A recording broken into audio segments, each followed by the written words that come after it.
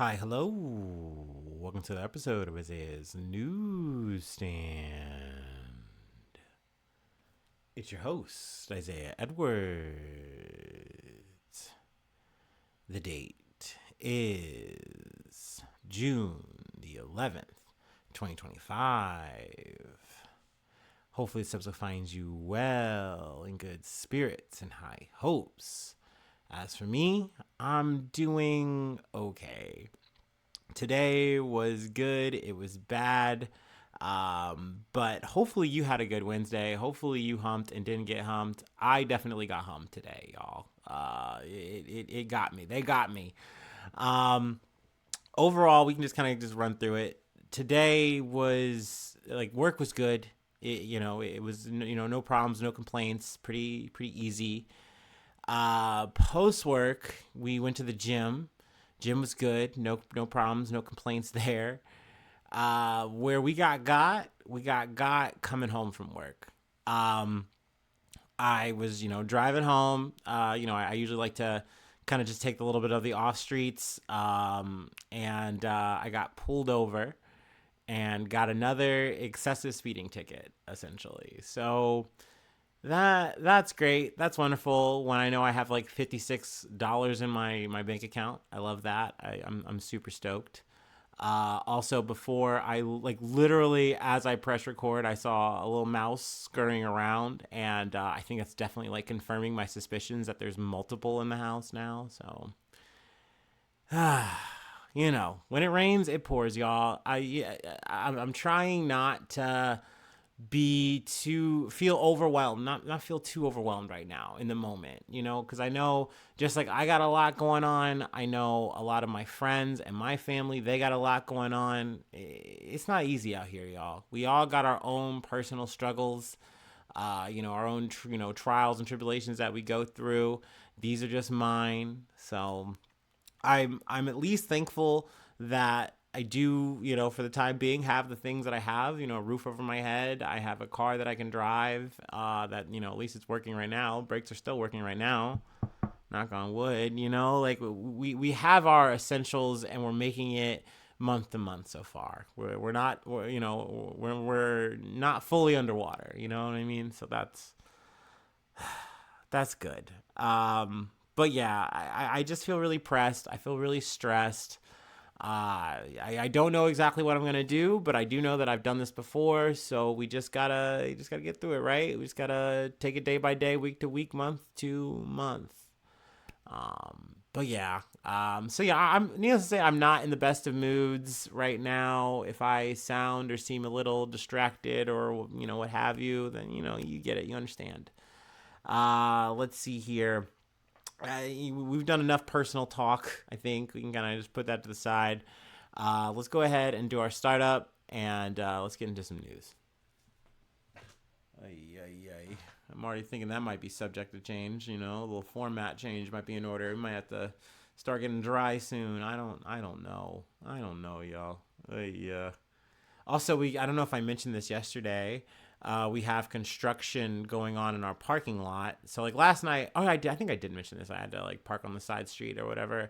Um, I'm glad though they're at least working on our parking lot. Though I do imagine that probably by next month I'm probably gonna get an increase on my rent. So love that. Love that I'm gonna have to deal with that too maybe. But once again, knock on wood. Maybe I don't. I don't know, man. I don't know. Anyway. Let's do the startup.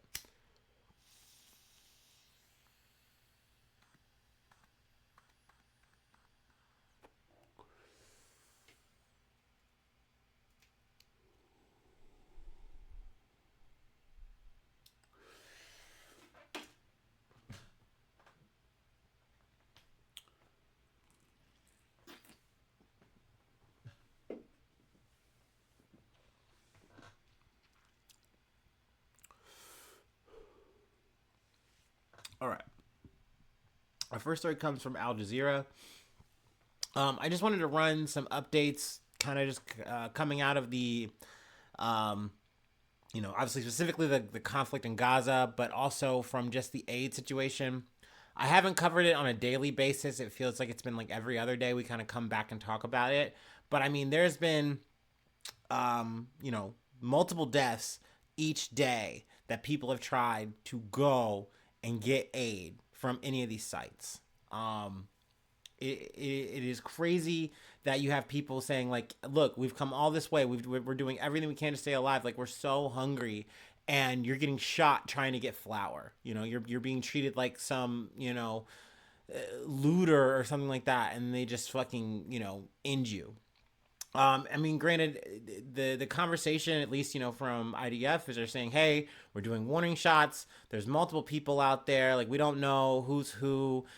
It's not just us with weapons. It's also Hamas or other factions or whatever. Though we've mentioned some of these factions are even potentially being funded or supported by, I guess you could say the Knesset, or you say Netanyahu specifically. I don't fucking know. But the story that I guess I wanted to focus today, or at least from the ticker, we can just read from here. Israeli forces killed dozens of Palestinians and injured hundreds more as they sought aid at a contentious U.S. and Israel-backed distribution center in Gaza. A UNICEF spokesperson says Israel is carrying out a war on children as the Israeli army's bombardment and blockade of Gaza have created a hunger crisis and left health workers reeling from lack of supplies. The Israeli military says it recovered the bodies of 2 captives after an operation in southern Gaza's Han Yunis area, and calls continue to grow for the release of international activists contained in Israel after their Gaza-bound aid ship was intercepted by Israeli forces. So the Madleen. I believe Greta Thunberg has been sent off, but I know that there's at least like 2 or 3 people that are still being detained. I think they wouldn't sign a thing or something like that. There was some kind of reason why they aren't. So I mean, obviously that's unfortunate. It is crazy. I read this thing where it's like, you need to understand, and there's also historical context to what I'm about to say too, is that if they weren't high profile people like celebrities or whatever, the IDF or Israel, they would have killed them. Like there's no ifs and I feel like there's no ifs, ands, or buts about this. There was a time where a flotilla that was trying to get aid, I think it was like in like the mid 2010, something like that, had tried to make a run and try to, I guess, break the blockade, and they were killed. So it is not a small thing. It is not just a show. Like, yes, this was symbolic aid.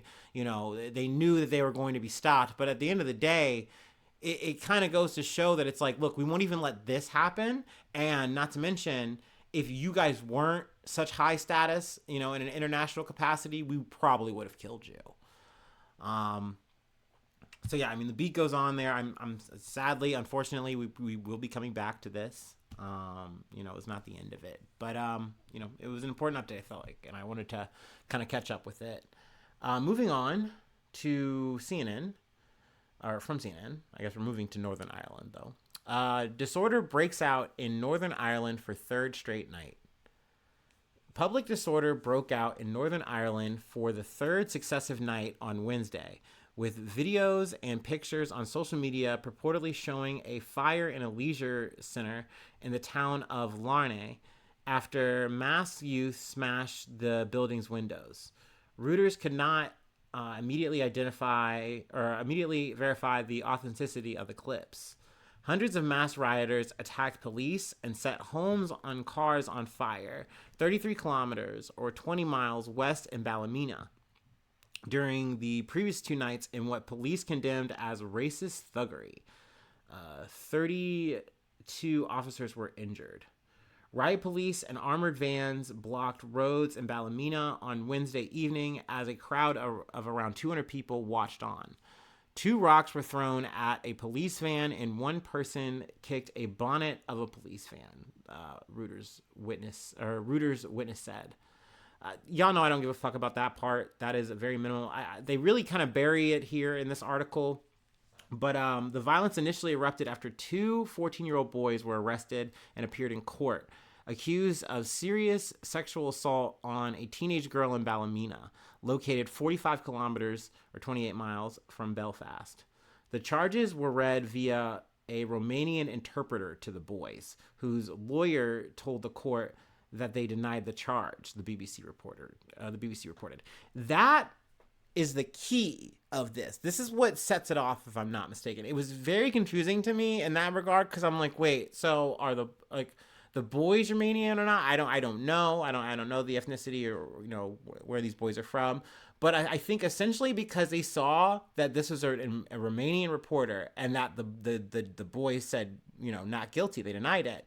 That's what sparked this. That's what makes this like a hate, a racially motivated like hate crime scenario. Like that's what activated these people to get out and get active, is because they're like, oh, it's these immigrants, it's these people who are not from here that are destroying, that are raping and killing and doing all this whatever. I don't know. Maybe not killing, I guess, but like essentially they're the problem. We need to eliminate that. That is what's got people riled up and active and out, which is crazy. That is illogical. Like that is xenophobic type shit. It really is upsetting. Like I said, it's also confusing because I'm like, wait, you guys just you got 1 + 1 and got 5 here. Like I don't really understand, but I think it's just one of those things where I guess tensions are so high. And this is another thing where I feel like the lead's kind of getting buried here, because like you were worrying about the fucking police cars and rocks and shit like that. Like I don't give a fuck about that. That shit does not fucking matter. The fact that there are people running around and potentially breaking into people's homes, so like harassing people. I heard another story, I think from Reuters when I read the article. Like there was like a Filipino couple that were like afraid for their lives because essentially they had people out and trying to hurt them. And you had to like. There was a situation where people had to flee their homes for safety because people were breaking in. So, like, once again, obviously this is a bad situation from where we started in terms of, someone being, sexually assaulted. That's fucked. That's not good. But to sit here and say, oh, we see this situation unfolding here and we're going to make it a racial thing. And we're going to go start targeting people because that is the problem. That's going to make Ireland better. No, dude, that's not fixing any of your problems. You know what I mean? Not to mention, like, pointing the finger at these people and saying they're the reason it happened. That's not the case. Like, it's just like any other place. We can take Ireland out and swap it with Ohio and that story that we had, where everyone's pointing the finger at Haitian migrants, like saying, you guys are the reason this bad thing happened. And like, no, dude, like, that is like, this could have happened to anyone. Like the ethnicity and origin of a person, the color of their skin, all these things, that is a variable. And you're saying, no, that is the end all be all. And that's what really made me really want to talk about this. So yeah, it's very unfortunate. I'm sure we'll be coming back to the story. I hope that tensions die down. It's crazy that this is going on for 3 nights straight, but hopefully things de-escalate. Moving on. From NBC News, dozens of states sue to block the sale of 23andMe personal genetic data without customer consent. 27 states and the District of Columbia on Monday filed a lawsuit in bankruptcy court seeking to block the sale of personal genetic data by 23andMe without customer consent. The lawsuit comes as a biotechnology company seeks the court's approval to buy the struggling firm. Biological samples, DNA data, health-related traits, and medical records are too sensitive to be sold without each person's express informed consent. Oregon Attorney General Dan Rayfield said in a news release about the lawsuit, customers should have the right to control such deeply personal information, and it cannot be sold like ordinary property, it said. 23andMe customers use saliva-based DNA testing kits to learn about their ancestry and find long-lost relatives. Founded in 2006, the company also conducted health research and drug development, but it struggled to find a profitable business model since going public in 2021. In March, it laid off 40% of its staff and filed for Chapter 11 bankruptcy protection in the Eastern District of Missouri, raising concerns about the safety of customer data. Regeneron Pharmaceuticals said last month it aimed to buy the company for $256 million. Regeneron said it would comply with 23andMe's privacy policies and applicable law. It said it would process all customer personal data in accordance with the consents, privacy policies, and statements terms of service, and notices currently in effect and have security controls in place designed to protect such data. So yeah, I mean, this is a big update in terms of people saying, no, we don't like this. We are not comfortable with this, and we're going to file a lawsuit to stop it. I thought maybe we were going to be done with this, once this deal got set up, but, clearly we had to wait for the ink to dry and everything get approved. And, before that happened, people are saying, whoa, whoa, whoa, whoa, whoa, you're going to do what with my spit? You're going to give it to who? Oh, hold on now. Now, I will say, I agree with the people on this. I think that it's like, no, dude, you should just delete this shit. It should live and die with this company. I mean, granted, I don't know what you fucking sign or agree to when you click on the thing with 23andMe. I don't know. I always gave me a kind of vibe like, I don't want to do this. I don't want to participate in this. It'd be nice, but I don't care enough, and I'm good. I don't know.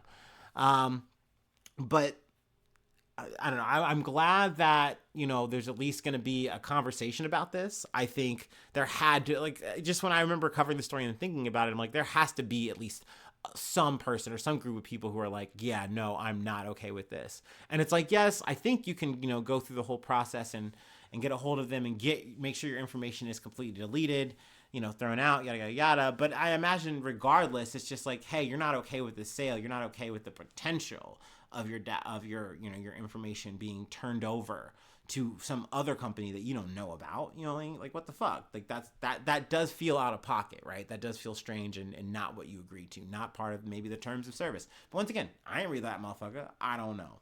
We'll see. We'll see how it plays out in court. So, another reason to come back to 23andMe, huh? All right. We have one more story that I wanted to cover for the day. So, let's go ahead and do our last break and we'll close it out.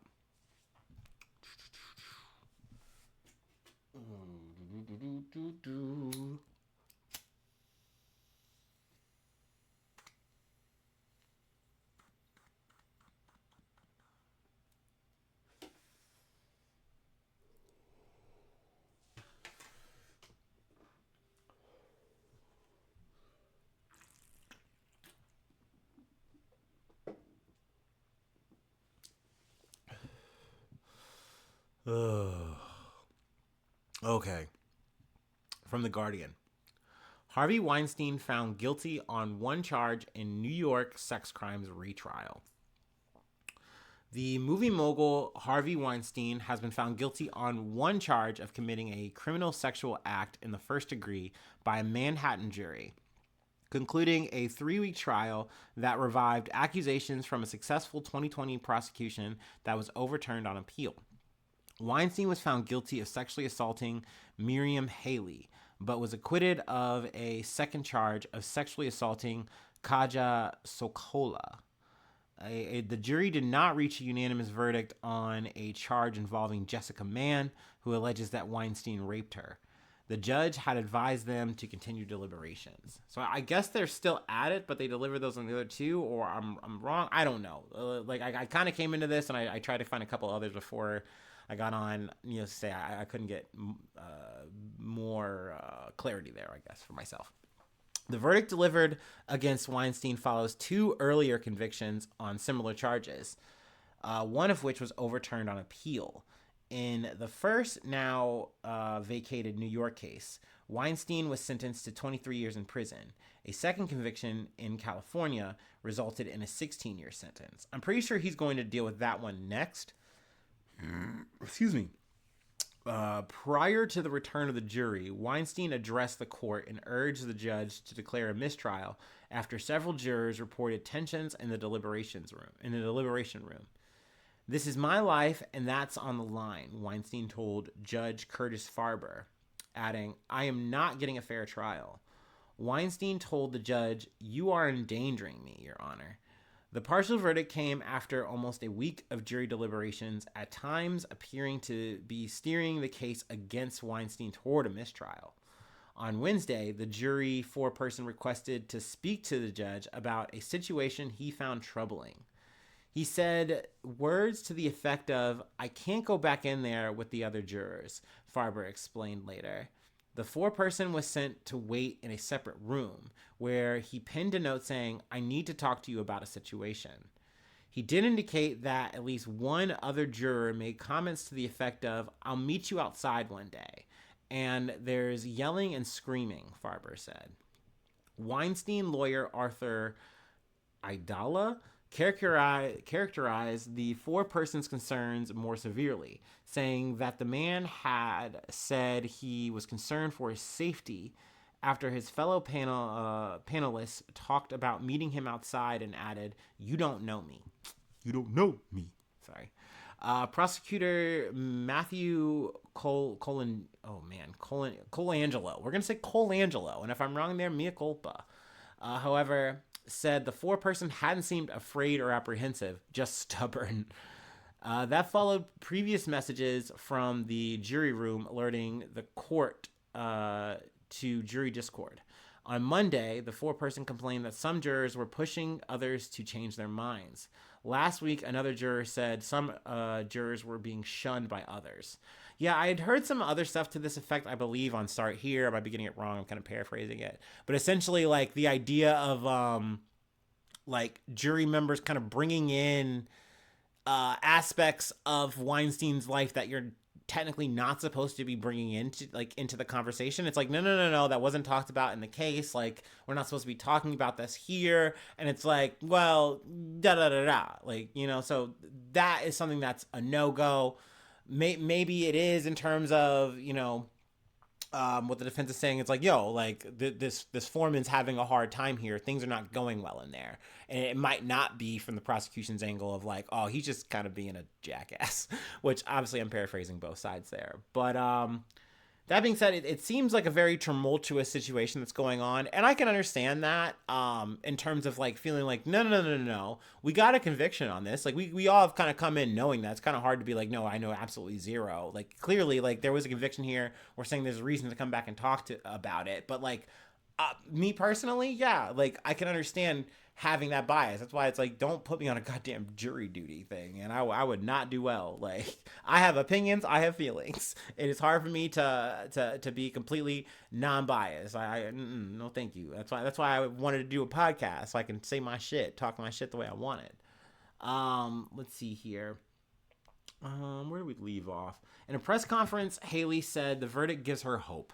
Hope that there is new awareness around sexual violence and that the myth of the perfect victim is fading. I hope that this result empowers others to speak out and seek justice. So Kala called the verdict a big win for everyone and said she hopes that standing here right now will give courage to others to speak up. I think that's great too, especially when you know it's like, damn, like this didn't go the way I feel like it should have. But at the end of the day, I know that I did the right thing for myself, and I didn't stay silent. I got up, I said what I needed to say, and I did it on a legal level. I took it all the way up, and that's very commendable. Let's see. Mann issued a statement after the jury reached a mixed verdict on Haley and Sokala, but were still ordered to continue deliberations on a charge that Weinstein raped her in a Manhattan hotel room in 2013. So they are still at it, I believe. So there we go in terms of the deliberations. I would never lie about rape or use something so traumatic to hurt someone. Rape can happen in relationships and in dynamics where power and manipulation control the narrative. Mann went on to accuse Weinstein's legal and PR teams of conducting a smear campaign against her.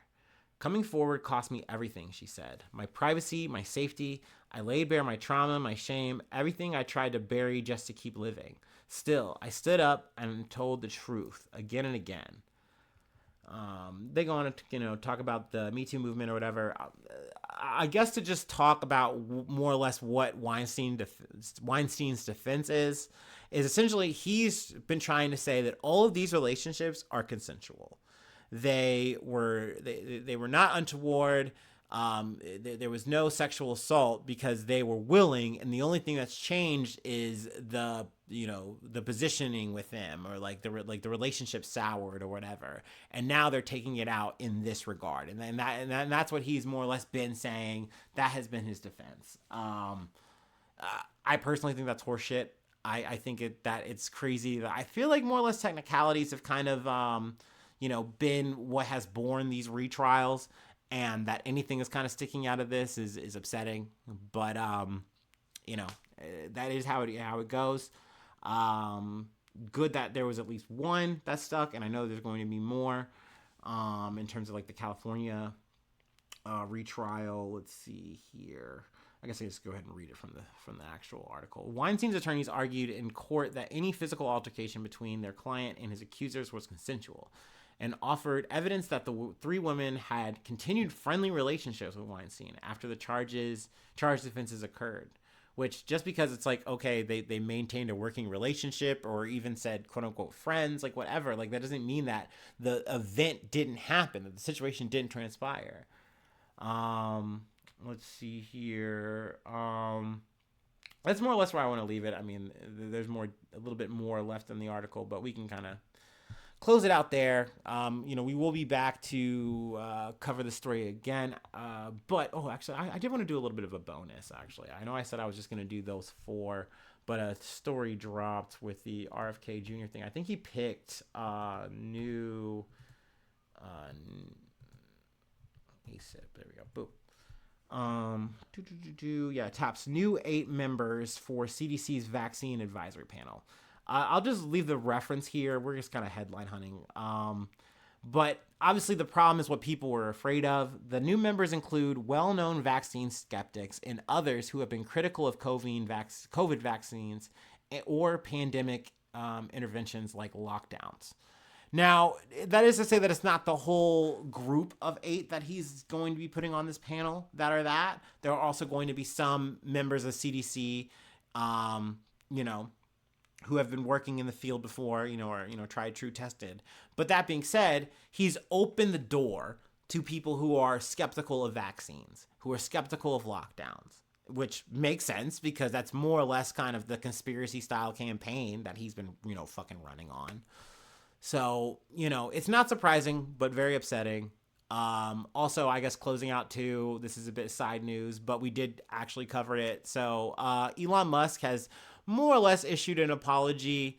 He's trying to kiss the ring a little bit. He said he's sorry for some of the things he tweeted about, some of the things he said, but he didn't get specific. So, you can kind of take it or leave it. Maybe the Epstein file thing was real. Maybe the big, beautiful bill, pork filled bullshit was real. You just got to figure it out.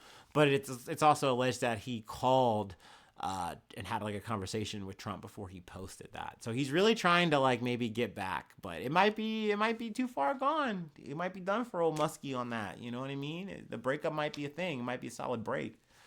But that being said, obviously fuck both those motherfuckers. Such a weird situation. But yeah, that's enough for that. There you go. I got a couple of bonuses out of that little squeeze there. But that's the episode. Let's see. We'll do the shilling. Let's get to that. If you'd like to help out, support the effort, I do have a Patreon. Patreon.com/IsaiahNews. Become a newsie today. Free ways to hit me up, IsaiahNews1@gmail.com. Feel free to follow me or the podcast on any of the socials. Subscribe to the YouTube. Follow on TikTok. Follow on Spotify. Follow on Apple Podcasts. Whatever platform. You know what though? I was listening to Swindled, and they were talking about this YouTube. Actually, I haven't finished the episode, but essentially there was a part of the story that I took away from. In terms of monetization, they had like hundreds of thousands of views, and like maybe they were getting like, pennies. They were getting like some nickels and shit. So obviously, y'all, I need y'all to know I don't really do this shit for the money. I do it for the love of the game. Though I do appreciate, obviously, my newsies who do support. That is not nothing. That is like the only real income that I've actually, taken out of this. So I very much thank you so fucking much for that. It is not nothing on that regard. But in terms of like you do this shit, you put in the work, and like there's gonna be some kind of no. You have to be like a big fish, and I am obviously very, very small guppy.